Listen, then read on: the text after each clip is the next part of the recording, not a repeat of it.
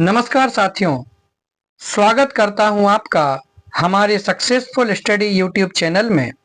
और आज से हम एक नया प्रयास प्रारंभ करने जा रहे हैं, जिसके माध्यम से हम कक्षा 10 में जो सेमुसी भाग 2 नाम की पुस्तक लगी हुई है, जो संस्कृत विषय में लगी हुई आपकी पुस्तक है, इसके क्रमशः हम एक एक पाठ को देखेंगे। सबसे पहली कक्षा में आज हम सूची पर्यावरण नाम का जो पहला पाठ है, उस पाठ को देखेंगे, उसके एक एक शब्द का अर्थ समझेंगे और उसके बाद कल इसके जो प्रश्नोत्तर हैं वो भी आप सभी के सामने लेकर के आएंगे। चलिए बिना किसी विलंब के प्रारंभ करते हैं हमारी कक्षा संस्कृत विषय की। सबसे पहला पाठ है हमारा सूची पर्यावरणम। आप अपनी पुस्तक में पहला ही पेज जो सबसे ऊपर लिखा हुआ है, अयम पाठः आधुनिक संस्कृत कवेः हरिदत्त शर्मणः लसल्लतिका इति रचना संग्रहात संकलितोस्ति। क्या अर्थ हुआ? अयम पाठः, अयम अर्थात क्या होता है? अयम अर्थात होता है यह, अयम अर्थात यह। तो अयम पाठः अर्थात यह पाठ आधुनिक संस्कृत कवि, आधुनिक कहलाते हैं जो आज के ही समय में हुए कवि हैं। तो यह पाठ आधुनिक संस्कृत कवि, जो आज के समय के संस्कृत के कवि हैं, ऐसे कौन? हरिदत्त शर्मणः अर्थात हरिदत्त शर्मा की लसल लतिका इति रचना संग्रहात, लसल लतिका इस रचना संग्रह से संकलितोस्ति संकलित है। इसका जब आप संधि विच्छेद करेंगे तो संकलिता अस्ति इस प्रकार से बनेगा।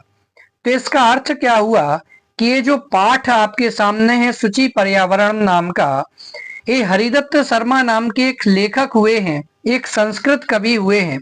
उनके माध्यम से एक कविता संग्रह लिखा गया संस्कृत भाषा में, जिसका नाम है लसल लतिका।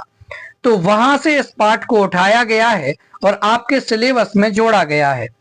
फिर से देख लेते हैं एक बार, एक एक लाइन समझते हुए चलेंगे कि अयम पाठा अर्थात यह पाठ आधुनिक संस्कृत कवि है, अर्थात आज के समय के जो कवि, आधुनिक युग के संस्कृत कवि, ऐसे हरिदत्त शर्मणः हरिदत्त शर्मा की लसल लतिका इति रचना संग्रहात संकलिता अस्ति, लसल लतिका नाम के रचना संग्रह से संकलित किया गया है।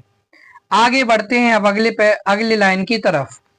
अत्र कवि, यहाँ पर कवि, यहाँ पर कवि मतलब कहां पर?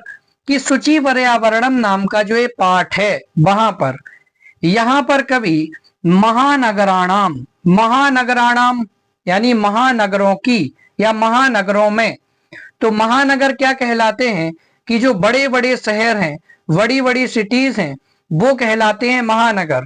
जैसे मुंबई, दिल्ली, बेंगलोर इत्यादि जो बड़े बड़े शहर हैं वो कहलाते हैं महानगर। तो इस पाठ में जो कवि है वो महानगरों में यंत्राधिक्येन, यंत्र और आधिक्येन ये दो शब्द मिलकर के यहाँ पर दीर्घ संधि हो गई है। तो यंत्राधिक्येन, यंत्राधिक्येन अर्थात यंत्रों की अधिकता से। अब यंत्रों की अधिकता से अर्थात वहां पर बड़ी बड़ी मशीनें लगी हुई हैं, आपकी टू व्हीलर गाड़ी, फोर व्हीलर आपके जो वाहन हैं वो चल रहे हैं। इसके अलावा और भी अनेक प्रकार की मशीन इत्यादि लगे हुए हैं, ये सब यंत्र कहलाते हैं। तो इस पाठ में कभी महानगरों में यंत्रों की अधिकता से प्रवर्धित प्रदूषणों परी, इसको जब आप तोड़ेंगे तो तीन शब्द आपको मिलेंगे, एक तो प्रवर्धित, एक प्रदूषण और एक उपरी।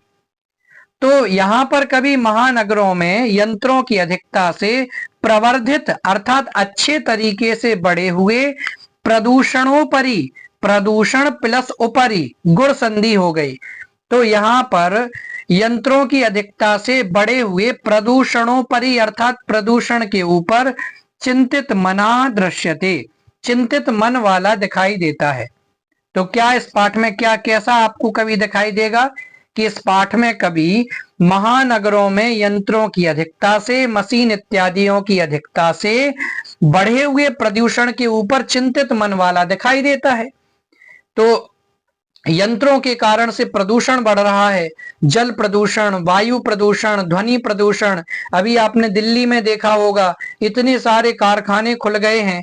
यमुना नदी में जो साबुन जैसा एकदम झाग दिखाई देता है, जिससे पर्यावरण के जो जीव जंतु हैं, मछली इत्यादि हैं, और भी जल में रहने वाले जो जीव जंतु हैं, वो मर रहे हैं, नित प्रति मरते हुए दिखाई दे रहे हैं। इसके अलावा तालाबों का पानी भी पीने योग्य नहीं बचा है। चलिए अब अगली पंक्ति की ओर बढ़ते हैं। उम्मीद है इसका अर्थ आपको क्लियर हुआ होगा। सहा कथयति, वह कहता है। कौन कहता है? वो कवि कहता है। क्या कहता है? यत अर्थात की। वह कवि कहता है कि इदम लोह चक्रम, लोह चक्रम अर्थात लोहे का समूह है। अब आपके चाहे वो मोटरसाइकिल हो, चाहे वो आपकी कार हो, चाहे वो आपके किसी भी प्रकार की मशीनें हो, वो सब एक लोहे का ही चक्र है, लोहे से ही निर्मित है। तो वो कवि कह रहा है कि ये जो लोह चक्र, गाड़ियों का चक्र, वाहनों का चक्र दिखाई दे रहा है, वह शरीरस्य अर्थात शरीर का, और मनसश्च, इसमें दो शब्द निकलेंगे, विसर्ग संधि है, मनसा धन च। तो कहता है कि ये जो लोहे का चक्र है वो शरीर का और मन का दोनों का ही शोषण करने वाला है, दोनों को ही सुखा देने वाला है। यानी ये लोहे का चक्र है, इसके माध्यम से जल प्रदूषण होगा, ध्वनि प्रदूषण होगा, वायु प्रदूषण होगा। तो ये हमारे शरीर में भी तरह तरह के रोग उत्पन्न करेगा और हमें मानसिक रूप से भी स्वस्थ नहीं रखेगा। इस प्रकार से हमें शरीर से भी बीमार करता है और मन से भी बीमार करता है, अर्थात दुखी करता है, परेशान करता है। आगे देखते हैं। अस्मादेव वायुमंडलम मलिनम भवति। अस्मादेव में भी संधि है। कौन सी? अस्मात धन एव, आपकी व्यंजन संधि जस्त संधि यहां पर हो गई। अस्मात एव, अस्मात अर्थात इससे, एव अर्थात ही, तो इससे ही वायुमंडलम मलिनम भवति, कि इससे ही, इन गाड़ियों के कारण से ही, यंत्रों के कारण से ही वायुमंडल नित प्रति मलिन हो रहा है। मलिन हो रहा है अर्थात गंदा हो रहा है। आगे बढ़ते हैं। अब देखिए कवि कैसी भावना भाता है। कवि ही महानगरात, इसको थोड़ा सा ऊपर करते हैं। कवि ही महानगरीय जीवनात्, जो कवि है वह महानगरों के जीवन से, सुदूरम अर्थात बहुत दूर, नदी अर्थात नदियां आप सभी जानते हैं, निर्झरम अर्थात झरने, वृक्ष समूहम अर्थात वृक्षों का समूह। वृक्षों का समूह कहां पर होता है? जंगल में, तो वृक्ष समूह अर्थात जंगल।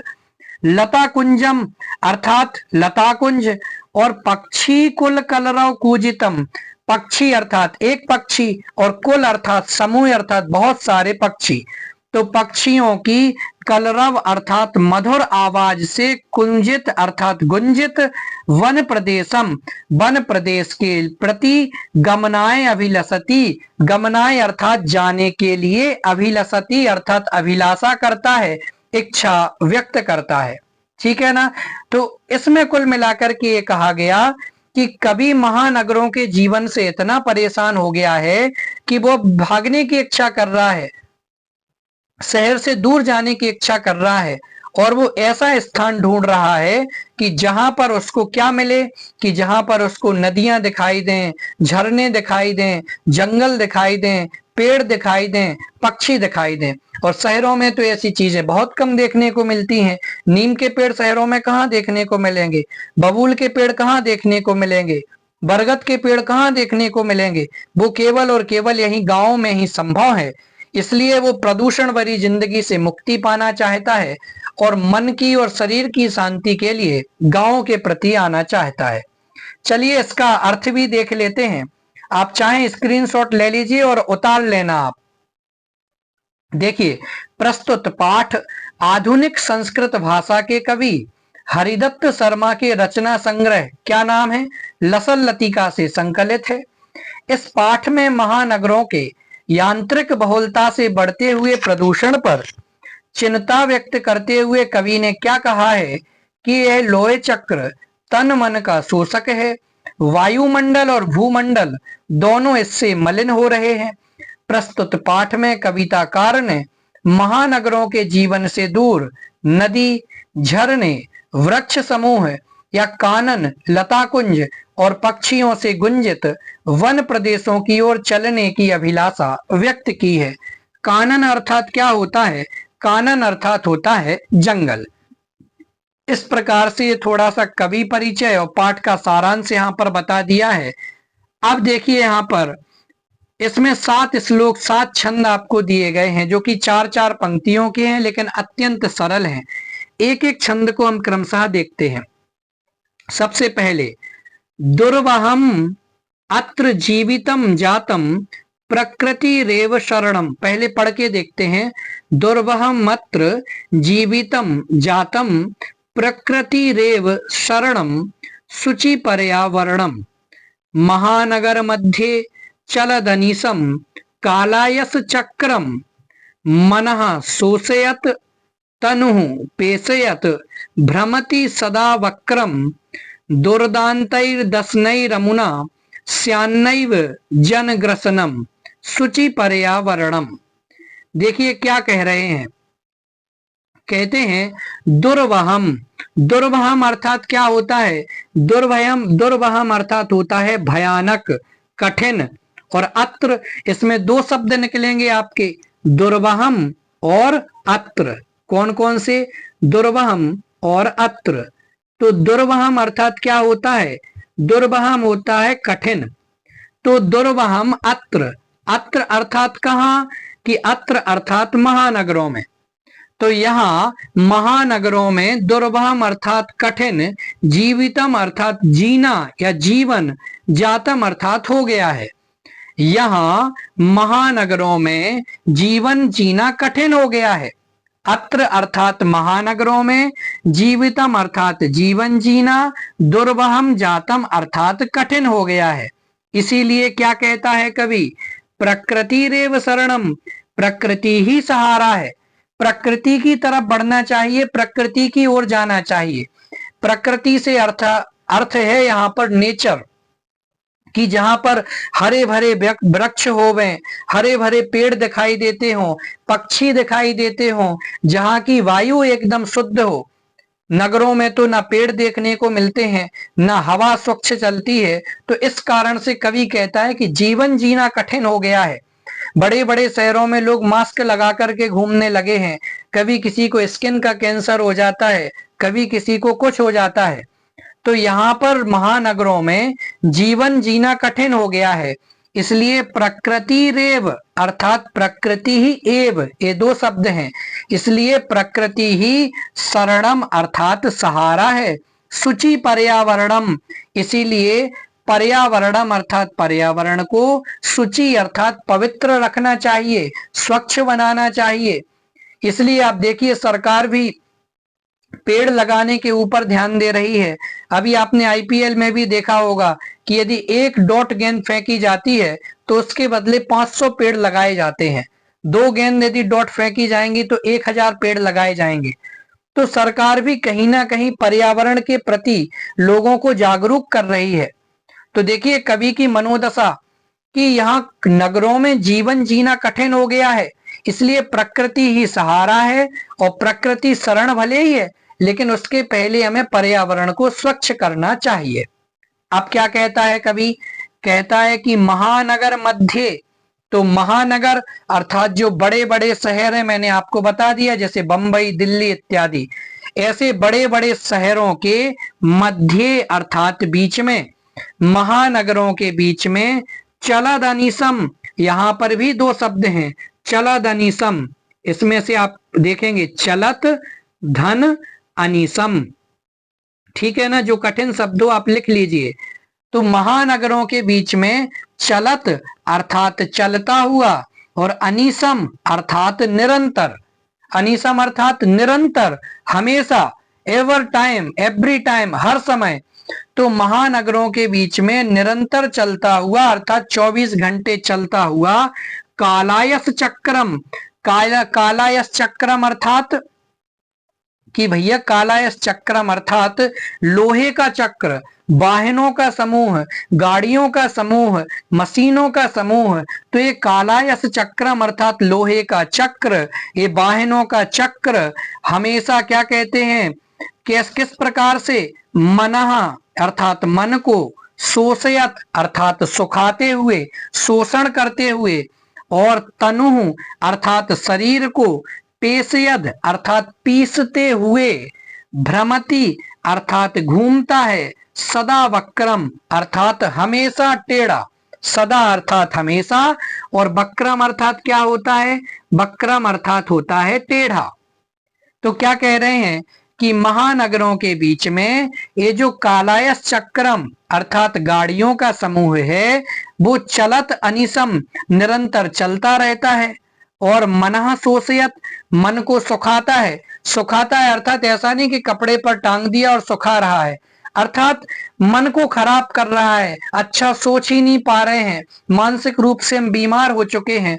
और तनु पीसेयत, तनु के अर्थात शरीर को भी पीड़ा कर रहा है।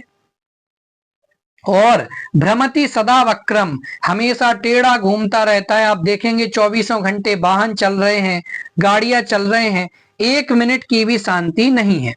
अब आगे क्या कहता है कवि, दुर्दांतई, दस नई और रमुना अर्थात अमुना, 3 शब्द है यहाँ पर, विसर्ग संधि है। दुर्दांतई, दसनई और अमुना। दुर्दांत अर्थात भयानक, दसनई अर्थात दांत, और अमुना अर्थात इसके, इसके अर्थात किसके, ये जो गाड़ियां हैं इनसे जो प्रदूषण हो रहा है, तो इसके दुर्दांतई अर्थात भयानक और दसनई अर्थात दांतों से, इसके भयानक दांतों से कहीं जनग्रसनम अर्थात मानवों का विनाश ही नास्यात हो जाए, अर्थात इसके कारण से कहीं मानवों का ही विनाश नहीं हो जाए। दुर्दांतई अमुना, दुर्दांतई दसनई जनग्रसनम नास्यात, कहीं इसके कारण से लोगों का ही विनाश ना हो जाए, मानव का ही विनाश ना हो जाए।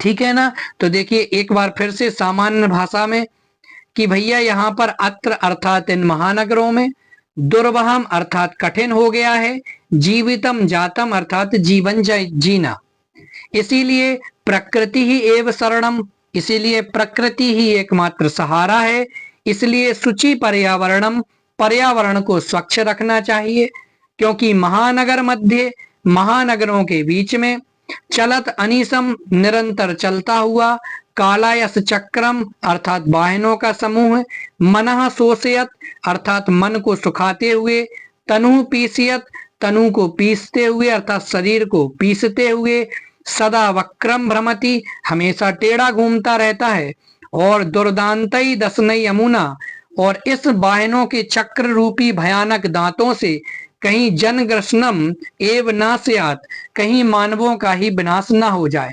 कवि को यहाँ तक पीड़ा सता रही है कि भले ही लोग लौकिक दृष्टि से बहुत आगे पहुंच गए हों, बहुत पैसा कमा लिया हो, लेकिन अभी भी कहीं ना कहीं उनके जीवन में कमी रह गई है। ऐसा पैसा किस काम का कि आप मरण को ही प्राप्त हो जाएं और उस पैसे का उपयोग ही नहीं कर पाए। उम्मीद है बच्चों आपको ये पहला छंद समझ में आया होगा। इसका अर्थ और देख लेते हैं। देखिए क्या अर्थ होगा इसका। इस संसार में जीवन जीना दूभर हो गया है, अतः प्रकृति का शुद्ध स्वच्छ पर्यावरण ही एकमात्र सहारा है, अर्थात शुद्ध पर्यावरण के आश्रय में ही जाना चाहिए। यह पर्यावरण अर्थात लोहे का पहिया, यंत्रों का जाल दिन रात महानगरों में चलता हुआ, मन का शोषण करता हुआ, शरीर को पीसता हुआ, हमेशा टेढ़ा मेढ़ा वक्र गति से घूमता है। इसके विकराल दांतों द्वारा मानव का विनाश ही होगा, अतः शुद्ध पर्यावरण के आश्रय में ही जाना चाहिए। इस प्रकार से कवि यहाँ पर प्रकृति की शरण ही बताता है कि प्रकृति ही एकमात्र सहारा है। चलिए आगे बढ़ते हैं। उम्मीद है पहला छंद आपको समझ में आया होगा। दूसरे छंद की तरफ बढ़ते हैं। अब बहुत छोटे छोटे से हैं, सरल छंद हैं। कज्जल मलिनम धूमम मुंचति सतसकटियानम बाष्पयानमाला संधावती वितरन्ती ध्वानम यानानां पंक्तयो ह्यनन्ताः कठिनम संसरणम शुचि पर्यावरणम। कितनी अच्छी बात कही जा रही है। देखिए क्या कहते हैं कि कज्जल मलिनम, कज्जल अर्थात होता है काजल, और मलिनम अर्थात मैला, गंदा, काला। काजल के समान गंदा, मैला या काले धूमम अर्थात धुएं को मुंचती अर्थात छोड़ते हैं। मुंचती अर्थात क्या होता है? छोड़ते हैं अथवा छोड़ती हैं। कौन छोड़ती हैं? काजल के समान काले धुएं को, गंदे धुएं को, मैले धुएं को छोड़ती हैं। कौन छोड़ती हैं? शत सकटियानम, शत अर्थात 100 अर्थात सैकड़ों, सकटियानम अर्थात गाड़ियां, सैकड़ों गाड़ियां कज्जल मलिनम काजल के समान मैले, काले, गंदे, धूमम अर्थात धुएं को, मुंचती अर्थात छोड़ती हैं। उम्मीद है आपको समझ में आया होगा। ठीक है ना। सैकड़ों मोटर गाड़ियां काजल के समान काले धुएं को छोड़ती हैं। आगे वाष्पयान माला, वाष्पयान माला अर्थात क्या होता है? वाष्प अर्थात जहां से धुआं निकल रहा हो। आपने देखा होगा रेलगाड़ी चलती है और उसके ऊपर से धुआं निकलता है, तो वाष्पयान अर्थात होता है रेलगाड़ी। ठीक है ना। वाष्पयान अर्थात रेलगाड़ी, और माला अर्थात उसका समूह। जैसे माला में बहुत सारे मोती होते हैं, दाने होते हैं, गोले होते हैं, उसी प्रकार से रेल समूह वाष्पयान माला अर्थात रेलगाड़ियां, बहुत सारी रेलगाड़ियां, हजारों रेलगाड़ियां संधावती अर्थात दौड़ रही हैं। कैसे? वितरंती, वितरंती अर्थात फैलाती हुई। वितरंती अर्थात क्या होता है? फैलाती हुई। ध्वानम अर्थात आवाज को, ध्वानम अर्थात आवाज को। तो देखिए ऊपर क्या आ गया? धुआं छोड़ते हैं, गंदा धुआं आ रहा है, काला धुआं फैल रहा है, तो वहां पर वायु प्रदूषण की बात कर दी। और यहां पर ध्वनि प्रदूषण की बात कर रहे हैं कि भैया वाष्पयान माला, हजारों सैकड़ों जो रेलगाड़ियां हैं वे ध्वानम वितरंती आवाज को फैलाती हुई संधावती दौड़ रही हैं। आपने रेलवे स्टेशन पर देखा होगा कितना ज्यादा शोरगुल होता है। जब एक ट्रेन आती है या कोई मालगाड़ी आती है तो कितनी आवाज करती है। उनके चलने में भी आवाज होती है, उनके हॉर्न करने में भी आवाज होती है, और इतने सारे लोग इकट्ठा होते हैं उसके कारण से भी वायु प्रदूषण होता है। ठीक है ना। तो वितरंती ध्वानम अर्थात आवाज करती हुई सैकड़ों रेलगाड़ियां दौड़ रही हैं। इसके अलावा याना नाम अर्थात जो यान है, वाहन है, उनकी भी पंक्तयो, पंक्तया अर्थात पंक्तियां, वाहनों की पंक्तियां। कितनी पंक्ति हैं? ही ह्यनंताः, इसमें दो शब्द होंगे, ही और अनंताः। अनंताः अर्थात जिसकी कोई गिनती नहीं की जा सके। अब आपने देखा होगा एक एक घर में 3-3 गाड़ियां हो गई हैं, 4-4 गाड़ियां हो गई। अगर बच्चा है तो वो भी स्कूटी लेके घूमेगा, लड़की है वो भी स्कूटी लेके घूमेगी। पिता को चाहिए पूरे घर के लिए एक सामूहिक 4 व्हीलर चाहिए। तो वास्तव में ही अर्थात निश्चय से वास्तव में अनंताः अर्थात अनगिनत, याना नाम अर्थात वाहनों की, पंक्तया अर्थात पंक्तियां हैं, कतारें हैं, जिसके कारण से कठिनम अर्थात कठिन हो गया है। संसरणम, संसरणम अर्थात क्या होता है? देखिए संसरणम अर्थात होता है पैदल चलना, जिसके कारण से पैदल चलना कठिन हो गया है। इतनी अनंत अनगिनत वाहनों की पंक्तियां हो चुकी हैं कि जिसके कारण से लोगों को पैदल चलना तक कठिन हो गया है। ठीक है ना। इस प्रकार से दूसरे का अर्थ था, बहुत सरल था। देखते हैं। सत सकटियानम अर्थात सत अर्थात 100 सैकड़ों हजारों, सकटियानम अर्थात मोटर गाड़ियां, कज्जल मलिनम काजल के समान मैला, काला, गंदा, धूमम अर्थात धुआं, मुंचती अर्थात छोड़ रही हैं। सैकड़ों मोटर गाड़ियां काजल के समान गंदा धुआं छोड़ रही हैं। और वाष्पयान माला अर्थात रेलगाड़ी, ध्वानम अर्थात आवाज को, वितरंती अर्थात फैलाती हुई, संधावती अर्थात दौड़ रही है। इसके अलावा अनंताह ही अनंताह वास्तव में अनगिनत याना नाम अर्थात वाहनों की, पंक्तया अर्थात पंक्तियां हो चुकी हैं अर्थात अनगिनत वाहन हो चुके हैं, जिसके कारण से संसरणम कठिनम, जिसके कारण से पैदल चलना कठिन हो गया है। उम्मीद है बच्चों आपको ये दूसरा छंद भी पसंद आया होगा और इसका अर्थ भी आपको समझ में आ गया होगा। अब इसका जो अर्थ है, अर्थ के साथ देख लेते हैं। आप चाहें तो स्क्रीनशॉट ले सकते हैं। देखिए क्या कह रहे हैं कि सैकड़ों मोटर गाड़ियां काजल सा अर्थात काजल के जैसा, मलिन धुआं अर्थात काला काला धुआं छोड़ती हैं। शोर करती हुई रेलगाड़ियों की पंक्तियां निरंतर दौड़ रही हैं और वाहनों की पंक्तियां असीमित, जिनका की अंत नहीं है, इसलिए मार्ग में चलना भी कठिन हो गया है। इसलिए आखिरी में देखा होगा शुचि पर्यावरणम, इसलिए भैया पर्यावरण को स्वच्छ रखो, पवित्र रखो, पेड़ों को लगाने का प्रयास करो, जल का जितना कम से कम उपयोग हो उतना कम से कम उपयोग करो, ठीक है ना। इसलिए आपने देखा होगा कि सरकार भी अब पेट्रोल डीजल के दहन में फोकस कम कर रही है, उसको धीरे धीरे कम कर रही है, इलेक्ट्रिक की तरफ आगे बढ़ रही है ताकि प्रदूषण को कम किया जा सके, ग्लोबल वार्मिंग को नुकसान ना हो, पर्यावरण अच्छा रहे। चलिए तीसरे छंद की तरफ बढ़ते हैं। तीसरा छंद क्या है देखिए, पहले पढ़ के देखते हैं। वायुमंडलम वृषम दूषितम न ही निर्मलम जलम, कुत्सित वस्तु मिश्रितम। क्या लिखा है? कुत्सित वस्तु मिश्रितम। कठिन लगे तो 3 भागों में तोड़ दें। कुत्सित वस्तु मिश्रितम भक्ष्यम। क्या लिखा है? भक्ष्यम समलम धरातलम करणीयम वहिरंतर जगति, वही रंतर जगति तू बहु शुद्धिकरणम शुचि पर्यावरणम। देखिए क्या अर्थ हुआ इसका।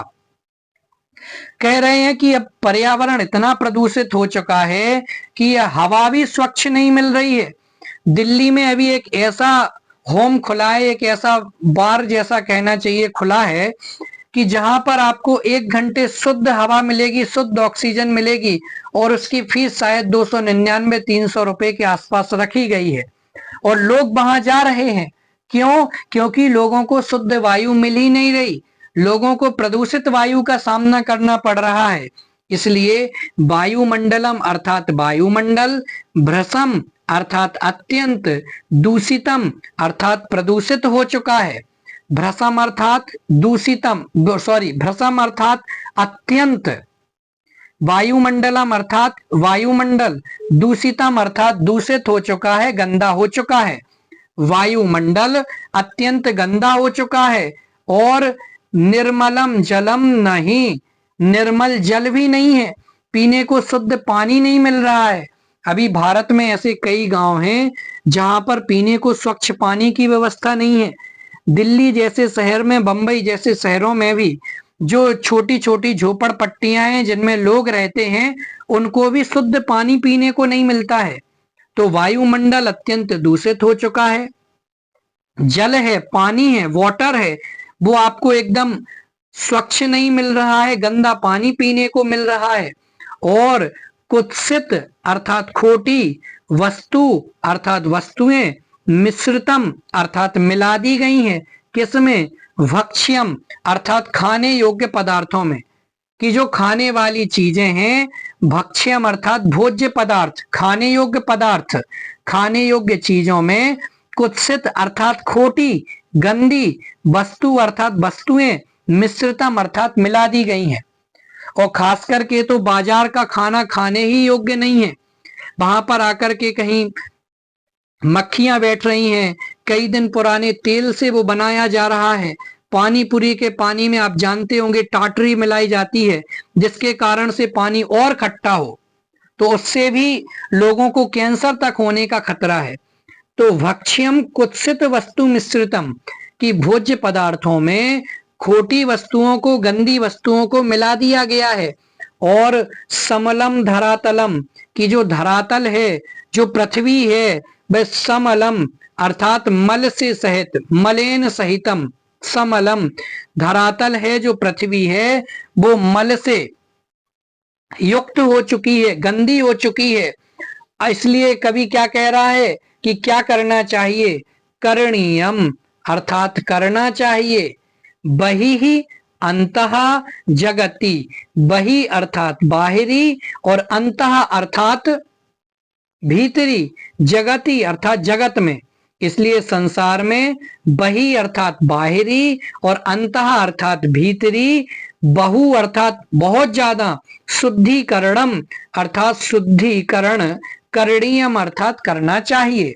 कवि कह रहा है कि इसलिए चाहे वो बाहर का जगत हो, चाहे वो भीतर का जगत हो, बहुत ज्यादा शुद्धिकरण करने की आवश्यकता है।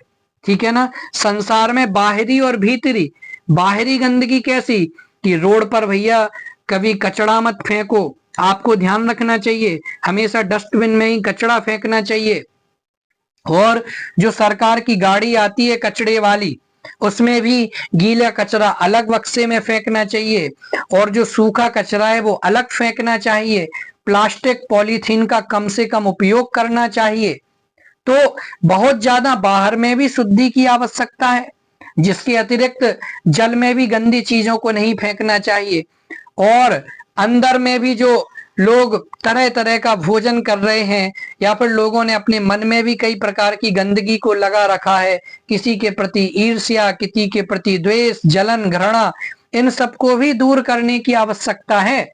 ठीक है ना। इसलिए बाहरी और भीतरी संसार में बहुत प्रकार की शुद्धि करने की जरूरत है। उम्मीद है अर्थ आपको समझ में आ गया होगा। एक बार और देखते हैं। वायुमंडलम अर्थात वायुमंडल, भ्रसम अर्थात अत्यंत, दूषितम अर्थात दूषित हो चुका है। इसके अतिरिक्त निर्मलम जलम, न ही अर्थात निश्चय से, वास्तव में पीने के लिए पानी नहीं बचा है, अर्थात स्वच्छ पानी नहीं बचा है पीने के लिए। इसके अतिरिक्त कुत्सित वस्तु मिश्रितम भक्ष्यम, भक्ष्यम अर्थात जो भोज्य पदार्थ हैं, खाने योग्य पदार्थ हैं, वे खोटी वस्तुओं से मिला दिए गए हैं। और धरातलम अर्थात वसुधा, ये पृथ्वी समलम अर्थात मल से युक्त हो चुकी है। इसीलिए जगती अर्थात संसार में बही अंतः अर्थात बाहरी और भीतरी, बहु शुद्धिकरणम बहुत ज्यादा शुद्धिकरण करने की आवश्यकता है। बहुत शुद्धिकरणम करणीयम अर्थात करना चाहिए। यहाँ पर अनियर प्रत्यय है, क्री धातु, अनियर प्रत्यय। व्याकरण तो बहुत सारी है लेकिन अभी आपके काम की नहीं है, इसलिए आप सामान्य अर्थ देख लें। उम्मीद है आपको समझ में आ चुका होगा। जो भी शब्द समझ में नहीं आया हो आप हमें कमेंट में टाइप कर दीजिए, हम उसका अर्थ आपको बता देंगे। चलिए अब एक बार इसका अर्थ देख लेते हैं। आपको स्क्रीनशॉट लेना हो तो आप स्क्रीनशॉट भी ले सकते हैं। देखिए, वायुमंडल अत्यधिक दूषित हो गया है क्योंकि पानी भी स्वच्छ निर्मल नहीं है, खाने की वस्तुएं भी दूषित पदार्थों से युक्त हैं, धरती मैली अर्थात प्रदूषण से युक्त है। अतएव अर्थात इसलिए बाहरी एवं आंतरिक जगत में अत्यधिक शुद्धिकरण अर्थात स्वच्छ करना चाहिए। शुद्ध पर्यावरण ही एकमात्र आश्रय है। ठीक है ना।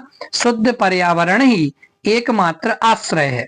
इस प्रकार से उम्मीद है कि आपको तीसरे छंद का भी अर्थ समझ में आ गया होगा। चलिए चौथे छंद की तरफ बढ़ते हैं अब, कि कवि क्या कहता है आखिरकार। देखिए, कंचित कालम, कंचित अर्थात कुछ, कालम अर्थात समय के लिए। पहले एक बार पढ़ के देख लेते हैं। कंचित कालम नय मामस्मान नगराद, कैसे पढ़ेंगे? मामस्मान नगराद बहुदूरम, मामस्मान नगराद बहुदूरम, प्रपश्यामि ग्रामांते निर्झर नदी पयः पूरम, एकांते कांतारे क्षणमपि मे स्यात् संचरणम शुचि पर्यावरणम, शुचि पर्यावरणम।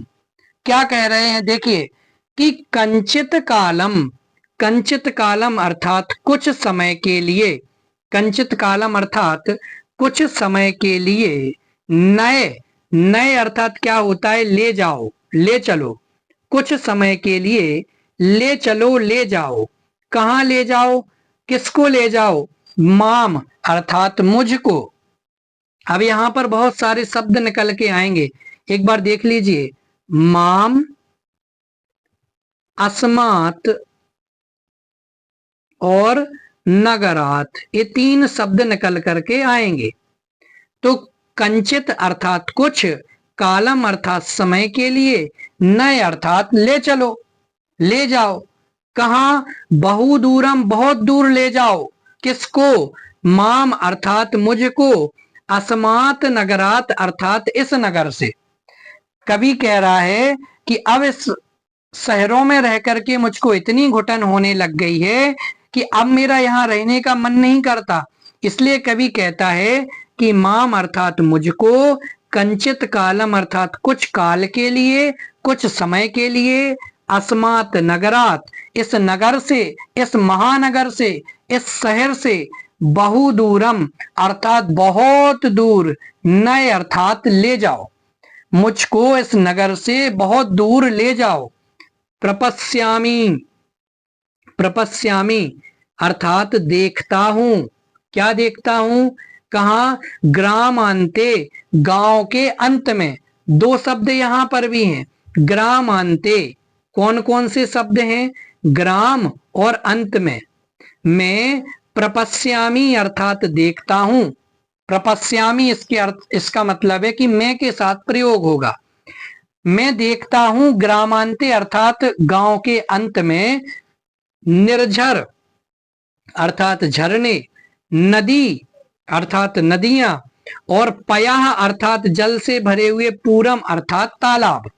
मैं ग्रामांते अर्थात गांव के अंत में या गांवों के बीच में, गांवों में या फिर गांव की सीमा में, विलेजेस में क्या क्या देखता हूं, झरने देखता हूं, नदियां देखता हूं और पानी से भरे हुए तालाब देखता हूं।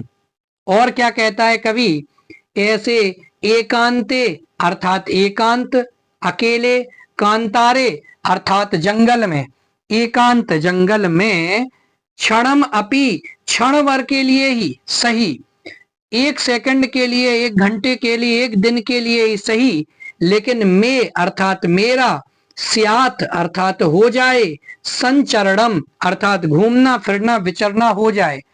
कि कवि इतना त्रस्त आ चुका है शहर के जीवन से कि वो जंगल में भी अकेला घूमने की भावना भा रहा है।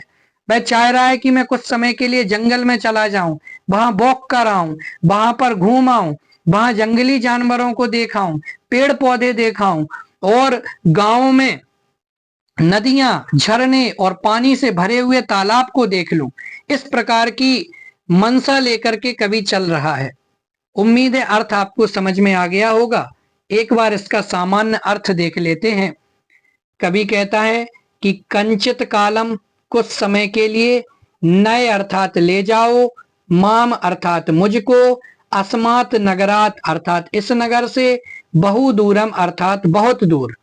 कवि कहता है कि मुझको इस नगर से कुछ समय के लिए बहुत दूर ले जाओ, ले चलो।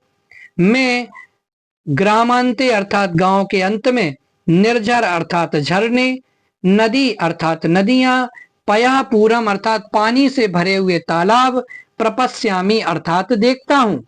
और कवि क्या कहता है कि काश कदाचित, एकांते अर्थात एकांत अकेले, कांतारे अर्थात जंगल में, क्षणम अपि क्षण भर के लिए भी, मैं अर्थात मेरा, संचरणम अर्थात भ्रमण, घूमना फिरना, विचरण, स्यात अर्थात हो जाए।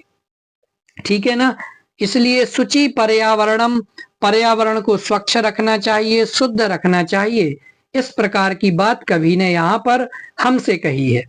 चलिए देखते हैं अर्थ क्या है इसका, पढ़ लेते हैं एक बार। कि कवि कह रहा है कि कुछ समय के लिए मुझे इस शहर से बहुत दूर ले चलो, गांव की सीमा पर जहां मैं जल से पूर्ण झरने और नदी को देख रहा हूं, उस निर्जन निर्जन अर्थात जहां पर कोई लोग नहीं हो, ऐसे निर्जन शांत वन में मेरा एक क्षण भी घूमना हो जाए, अर्थात मैं यहाँ क्षण भर घूमना चाहता हूँ। अतः शुद्ध पर्यावरण ही एकमात्र आश्रय है। इसलिए आप चाहते हैं कि मुझे सुकून मिले, शांति मिले, हमें हमेशा पेड़ लगाना चाहिए, पानी को स्वच्छ रखना चाहिए, पर्यावरण को सुरक्षित करने का प्रयास करना चाहिए। पांचवें छंद की तरफ बढ़ते हैं। हरित तरुणाम ललित लतानाम माला रमणीया कुसुमा बलि समीर चालिता श्यान्म वर्णीया नवमालिका रसालम मिलिता रुचिरम संगमनम शुचि पर्यावरणम। अब देखिए, अब कवि क्या कह रहा है कि हरित तरुणाम अर्थात हरित अर्थात हरे भरे, और तरु अर्थात होता है वृक्ष, और षष्ठी विभक्ति है तरुणाम में, इसलिए वृक्षों की। तो हरे भरे वृक्षों की, ललित लतानाम, ललित अर्थात सुंदर, लतानाम अर्थात लताओं की, यहां पर भी षष्ठी विभक्ति। तो भैया हरित तरुणाम, हरे भरे पेड़ों की, वृक्षों की, ट्रीज की, ललित लतानाम सुंदर लताओं की, माला अर्थात माला, रमणीया अर्थात रमणीय है, मनमोहक है अर्थात अच्छी लगने वाली है, कि जो हरे भरे वृक्षों के ऊपर जो सुंदर सुंदर लताएं दिखाई देती हैं, उन लताओं का समूह, उन लताओं की माला अत्यंत रमणीय है, अत्यंत मनमोहक है। इसके अलावा क्या कहता है, कुसुमावली, कुसुम धन आवली, यहाँ पर भी दो शब्द हैं। कुसुम अर्थात होता है फूल, और आवली अर्थात होता है पंक्तियां। तो फूलों की पंक्तियां, कैसे फूलों की पंक्तियां, जो कि समीर चालिता, समीर अर्थात होता है हवा, समीर अर्थात क्या होता है, हवा, वायु, पवन। तो समीर चालिता अर्थात हवा के द्वारा, चालित अर्थात हिलाई हुई, हिलती हुई, कुसुमावली, कुसुम आवली अर्थात फूलों की पंक्तियां, में अर्थात मेरे द्वारा या फिर मेरे लिए, वर्णीया स्यात अर्थात वर्ण करने के योग्य हैं, चुनने के योग्य हैं। कि ऐसी पंक्तियां समीर चालिता, जो कि हवा के द्वारा हिलाई जा रही है, ऐसी कुसुमा बलि अर्थात फूलों की पंक्तियां, में वर्णीया स्यात मेरे द्वारा वर्ण करने योग्य है। आगे क्या कहता है कवि, नवमालिका, नवमालिका अर्थात कि देखिए, नवमालिका अर्थात होता है चमेली, क्या होता है, चमेली, नवमालिका अर्थात चमेली, याद रखें ले। और रसालम अर्थात होता है आम, आम का पेड़, ठीक है ना। तो नवमालिका अर्थात चमेली, रसालम अर्थात आम के पेड़ से, चमेली या नवमालिका अर्थात चमेली, रसालम अर्थात आम के पेड़ से, मिलिता अर्थात मिल गई है, और इन दोनों का मिलना रुचिरम संगमनम अत्यंत रुचिकर समागम है, अत्यंत सुंदर दोनों का समागम है। कि आम के पेड़ से चमेली मिल गई है, और इन दोनों का समागम, इन दोनों का मिलन अत्यंत सुंदर दिखाई दे रहा है, अत्यंत रमणीय दिखाई दे रहा है। इसलिए कवि प्रेरणा देता है कि यदि आप ऐसा दृश्य देखना चाहते हो, तो शुचि पर्यावरणम, पर्यावरण की शुद्धि करनी चाहिए, शुचि पर्यावरणम। चलिए फिर से एक बार इसका सामान्य अर्थ देख लेते हैं कि हरित तरुणाम, हरे भरे वृक्षों की, ललित लतानाम, सुंदर लताओं की, माला अर्थात समूह, माला, रमणीया अर्थात अच्छी लगने वाली है। इसके अलावा समीर चालिता की हवा के द्वारा हिलती हुई, हिलाई जाती हुई, कुसुम आवली अर्थात फूलों की पंक्तियां, में वर्णीया स्यात मेरे द्वारा वर्ण करने योग्य हैं। वहीं नवमालिका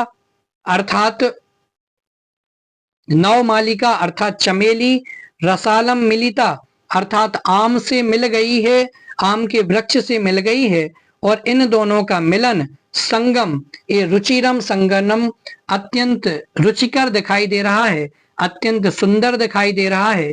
इसलिए शुचि पर्यावरणम, पर्यावरण को अत्यंत स्वच्छ रखना चाहिए। चलिए अर्थ देख लेते हैं। हरे भरे वृक्षों और सुंदर बेलों की पंक्तियां और वायु द्वारा हिलाई जाती हुई फूलों की पंक्ति मेरे लिए वरण अर्थात स्वीकार करने योग्य होनी चाहिए। नवमल्लिका अर्थात चमेली आम के वृक्ष के साथ मिलकर सुंदर संगम या साथ प्राप्त कर रही है। अतः अर्थात इसलिए स्वच्छ वातावरण ही एकमात्र उपाय है, एकमात्र आश्रय है। इस प्रकार से 5वें श्लोक का भी अर्थ अपन ने देख लिया। अब बढ़ते हैं, 2 और श्लोक बचे हैं, इन्हें भी देख लेते हैं और आपका पाठ पूरा करेंगे। 6वां पहले पढ़ते हैं। आई चल बंधो खग कुल कलरव गुंजित वन देशम पुर कलरव संभ्रमित जनेभ्यो, क्या लिखा, संभ्रमित जनेभ्यो धृत सुख संदेशम चाक चिक्य जालम, क्या लिखा है, चाक चिक्य जालम, बहुत अच्छा शब्द है। चाक चिक्य जालम नो कुर्याद जीवित रसहरणम, चाक चिक्य जालम नो कुर्याद जीवित रसहरणम शुचि पर्यावरणम, शुचि पर्यावरणम। देखिए अब एक एक शब्द का अर्थ देखते हैं। आई, आई अर्थात क्या, वो लगने वाला नहीं कि आपको लगी और आपने कहा आई माँ। आई अर्थात अरे, हे, बंधु, बंधु अर्थात मित्र, हे बंधु, आई बंधो, हे बंधु, हे मित्र, चल अर्थात ले चलो, मुझको ले चलो, हे बंधु मुझको ले चलो। कवि कह रहा है कि मुझे ले चलो, कहां पर, खग, खग अर्थात होता है पक्षी, खग अर्थात क्या होता है, पक्षी होता है। कुल अर्थात समूह, कुल अर्थात समूह, तो खग कुल अर्थात पक्षी का समूह, जहां पर बहुत सारे पक्षी हैं। ऐसे खग कुल कलरव, और कलरव किसे कहते हैं कि पक्षियों के माध्यम से जो आवाज निकाली जा रही है जो कि बहुत सुंदर लगती है, तो पक्षियों के माध्यम से की जाती हुई जो मधुर आवाज है उससे गुंजित वन देशम, उससे परिपूरित, गुंजित कलरव से गूंजते हुए, वन देशम अर्थात वन प्रदेश को, चल अर्थात ले चलो। तो कवि क्या कह रहा है, आई बंधो, हे बंधु, हे मित्र, खग कुल कलरव की पक्षियों के समूह के माध्यम से की जाते हुए कलरव अर्थात उनकी आवाज से, गुंजित अर्थात गुंजायमान, वन देशम अर्थात वन प्रदेश को, चल अर्थात ले चलो। और क्या कह रहे हैं कि पुर कलरव, पुर अर्थात होता है नगर, और नगर में उत्पन्न कलरव अर्थात जो कोलाहल, पक्षियों की आवाज तो सुनने में अच्छी लगती है लेकिन शहरों में पक्षियों की आवाज तो नहीं सुनाई देती। वहां क्या सुनाई देता है, केवल गाड़ी की, मोटर की, रेल की, इनकी आवाज सुनाई देती है। तो पुर कलरव, और नगर के कोलाहल से, पुर अर्थात नगर के, कलरव अर्थात कोलाहल से, संभ्रमित माने जो भ्रमित हो गए हैं, ऐसे जनेभ्यो लोगों के लिए, धृत सुख संदेशम, सुख के संदेश को धृत अर्थात धारण करो, कि हे बंधु, हे मित्र, मुझे पक्षियों के समूह के माध्यम से जो आवाज की जा रही है ऐसे वन प्रदेश में ले चलो, क्योंकि वहीं पर अच्छे से सुनने की आवाज मिलेगी। और ऐसे लोग जो केवल शहर में गाड़ी, मोटर, रेल, एरोप्लेन इत्यादि की आवाज को सुनते हुए बैठे रहते हैं, ऐसे संभ्रमित, भ्रमित लोगों के लिए सुख के संदेश को धारण करो कि शहर की कोलाहल भरी आवाज से भी हट करके कोई अच्छी आवाज है, ऐसे सुख के संदेश को धारण करो। और चाक चिक्के जालम, चाक चिक्के अर्थात क्या होता है, चकाचौंध, ठीक है ना, चकाचौंध का समूह, चाकचिक अर्थात चकाचौंध। तो ऐसे चकाचौंध के जाल कहीं जीवित रस हरणम ना कुर्यात, कहीं के हमारे जीवन के ही रस का हरण नहीं कर ले, कहीं हमारे जीवन का ही विनाश ना कर दे, जीवन के रस का विनाश ना कर दे। तो चाकचिक्य जालम अर्थात चकाचौंध से भरी हुई दुनिया कहीं हमारे जीवित रस हरणम अर्थात जीवन जीने के तरीके का ही विनाश ना कर दे, जीवन जीने की पद्धति ही ना बदल दे। इस प्रकार से छठवें छंद का अर्थ था। देख लेते हैं एक बार कि आई चल बंधो, कि हे बंधु मुझको ले चलो। कहाँ ले चलो? खग कुल कलरव गुंजित वन देशम, कि पक्षियों के समूह से जो कलरव अर्थात आवाज की जा रही है, ऐसे गुंजित वन देशम, ऐसे गुंजायमान वन प्रदेश में मुझको ले चलो। और जो लोग केवल पुर कलरव नगर की कोलाहल से ही ऐसे संभ्रमित जनेभ्यो, नगर के कोलाहल से भ्रमित लोगों के लिए धृत सुख संदेशम अर्थात सुख के संदेश को धारण करो। क्योंकि और कहीं लगता है कवि को कि ये चाकचिक्य जालम, क्योंकि ये जो चकाचौंध भरी दुनिया है जिसमें लोग केवल पैसा कमाने में इतने मशगूल हो गए हैं, इतने रम गए हैं कि उन्हें और कुछ दिखाई नहीं देता है, तो कहीं ये चकाचौंध भरी दुनिया कहीं हमारे रस हरणम ना, जीवित रस हरणम ना कुर्यात, हमारे जीवन के रस का ही विनाश नहीं कर देवे, जीवन जीने का तरीका ही ना बदल दे, जीवन जीने की पद्धति ही ना बदल दे। इसलिए शुचि पर्यावरणम अर्थात पर्यावरण को स्वच्छ करना चाहिए, पर्यावरण को स्वच्छ रखना चाहिए। चलिए अर्थ देख लेते हैं। अरे पक्षियों के समूह की सुंदर ध्वनि से गुंजायमान वन प्रदेश को मुझे ले चलो, जिसने नगर के कोलाहल से त्रस्त लोगों के लिए शुभ समाचार धारण किया हुआ है। चकाचौंध भरी दुनिया जीवन के सार का विनाश नहीं करे, इसलिए अतः स्वच्छ वातावरण ही एकमात्र आश्रय है। तो सीधी बात कवि ने कहा है कि भैया केवल नगर की ही वाहनों की आवाज सुनने में मत लगे रहो, कभी निकल करके गांवों में आओ, जंगल में जाओ, ऊंचे ऊंचे पहाड़ों पर चढ़ना सीखो और वहां पर पक्षियों की आवाज को सुनो, तब तुम्हें पता चलेगा कि असली सुख क्या है। चलिए सातवां और आखिरी श्लोक देखते हैं। प्रस्तर तले लता तरु गुल्मा नो भवन्तु पिष्टाः, पाषाणी सभ्यता निसर्गे स्यान्न समाविष्टा, मानवाय जीवनम कामये नो जीवन मरणम, शुचि पर्यावरणम शुचि पर्यावरणम। कि क्या कह रहे हैं कि कहीं प्रस्तर तले, प्रस्तर अर्थात क्या होता है? प्रस्तर अर्थात होता है पत्थर। कहीं प्रस्तर तले अर्थात पत्थर के नीचे, कहीं प्रस्तर तले अर्थात पत्थर के नीचे लता तरु गुल्मा, लताएं, लता अर्थात लताएं, तरु अर्थात पेड़ और गुल्म अर्थात होता है झाड़ियां। गुल्म अर्थात क्या होता है? गुल्म अर्थात हो रहा है झाड़ियां। कहीं आज के इस भौतिक युग में जहां पर पुल बन रहे हैं, बड़े बड़े ब्रिज बन रहे हैं और भी बड़ी बड़ी बिल्डिंग बन रही हैं, बड़ी बड़ी इमारतें खड़ी हो रही हैं, तो कवि कहता है कि कहीं इस प्रस्तर तले पत्थरों के नीचे लता अर्थात लताएं, तरु अर्थात पेड़ और गुल्म अर्थात झाड़ियां, पिष्टाह अर्थात पी से न भवंतु नहीं जाएं, कि पत्थरों के नीचे लताएं, पेड़ और झाड़ियां न दब जाएं, नहीं पिस जाएं। अर्थात कुल मिलाकर के ये कह रहे हैं कि इस पत्थर कालीन युग में, इन मार्बल आर्बल के चक्कर में आप कहीं इन पेड़ों का ही विनाश ना कर दें, लताओं का विनाश ना कर दें, इस सुंदर सुंदर झाड़ियों का ही विनाश ना कर दें, अर्थात वो कहीं पिष्टाह अर्थात पीसे ना जाएं।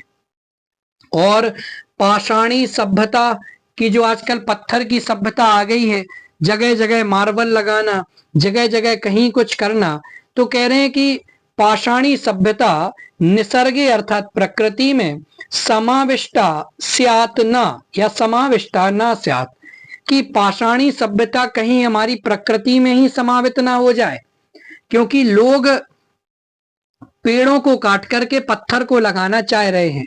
जबकि पेड़ों के माध्यम से लोगों को जीवन मिलता है, फल मिलता है, लेकिन पत्थर से क्या मिलता है? केवल एक चमक धमक मिलती है, इसके अलावा और कुछ भी नहीं। तो कवि कह रहा है, कवि अपने मन की तकलीफ व्यक्त कर रहा है कि कहीं पत्थरों के नीचे लता अर्थात लताएं, तरु अर्थात पेड़, गुल्म अर्थात झाड़ियां, ये पिष्टाह ना भवंतु, ये कहीं पीस ना दिए जाएं, दबा ना दिए जाएं। इसके अलावा पाषाणी सभ्यता, पाषाणी सभ्यता का निसर्गी अर्थात प्रकृति में समाविष्टा ना स्यात्, समावेश ना हो। इसके अलावा कवि क्या कहता है कि मैं तो मानवाय जीवनम कामये, मैं तो मानवों के लिए जीवन की कामना करता हूँ कि वे अच्छी जीवन जिए, अच्छी आयु लें, 90-90, 100-100 साल तक जिए। तो कवि कहता है कि मैं तो मानव के जीवन की कामना करता हूँ, जीवन मरणम ना, जीवन के मरण की, जीवित रहता हुआ मरणम अर्थात मरण की कामना न अर्थात नहीं करता हूँ। कवि कहता है कि मैं तो हर मानव के लिए जीवन की कामना करता हूँ, वे जिए, किसी को किसी प्रकार का रोग ना हो, कोई ऑक्सीजन से ना मरे। मैं जीवित रहते हुए किसी के मृत्यु की कामना नहीं करता हूँ। इसलिए कवि ने इतने सारे उपाय बताए हैं कि अपने शुचि पर्यावरणम, एक वाक्य में कहें, दो शब्दों में कहें तो शुचि पर्यावरणम अर्थात पर्यावरण को स्वच्छ रखना चाहिए। सामान्य अर्थ देख लेते हैं कि प्रस्तर तले अर्थात पत्थरों के नीचे लताएं, पेड़ और गुल्म अर्थात झाड़ियां पिष्टाह ना भवंतु, पीसे ना जाएं। और निसर्गे अर्थात प्रकृति में पाषाणी सभ्यता समाविष्टा ना स्यात्, पाषाणी सभ्यता का समावेश ना हो जाए। मैं तो मानवाय जीवनम कामे, मैं तो मानव के लिए जीवन की कामना करता हूँ, जीवन मरणम ना, जीवित रहता हुआ मैं किसी के मरण की कामना नहीं करता, मरने की कामना नहीं करता। इसलिए शुचि पर्यावरणम अर्थात पर्यावरण को स्वच्छ रखना चाहिए। अर्थ देख लेते हैं, लता वृक्ष और झाड़ियां पत्थरों के तल पर नष्ट नहीं होनी चाहिए, अर्थात पाषाणकालीन सभ्यता प्रकृति में समाविष्ट नहीं होनी चाहिए। मैं मानव के जीवन की कामना करता हूँ, जीवन के नष्ट होने की नहीं। अतः शुद्ध पर्यावरण की शरण में जाना चाहिए। इस प्रकार से जो हमारा कक्षा 10 में सेमुसी पुस्तक लगी हुई है भाग 2 की, उसके पहले पाठ को जो शुचि पर्यावरणम नाम का पाठ है, उस पाठ के हमने एक एक शब्द को देखा, उसके अर्थ को देखा और एक एक शब्द के अर्थ को देखने के बाद पुनः आपको एक बार सामान्य अर्थ बताया, जिसका उम्मीद है आपने स्क्रीनशॉट ले लिया होगा। नहीं लिया हो तो आप वापस खोल करके स्क्रीनशॉट ले लीजिए। अब इसके जितने भी खाली स्थान, सही विकल्प और प्रश्नोत्तर हैं, इन सभी प्रश्नों के उत्तर को कल आप सभी के सामने अथवा अगली कक्षा जब भी होगी, कल ही होगी, लेकर के आऊंगा। तो आप निश्चित रूप से उन प्रश्नों को भी नोट डाउन करें, समझें और जो भी आप पे प्रश्न नहीं बनता हो, जिस भी शब्द का अर्थ आपसे नहीं बनता हो, तो उसे भी आप जरूर हमसे डिस्कस करें। जय हिंद।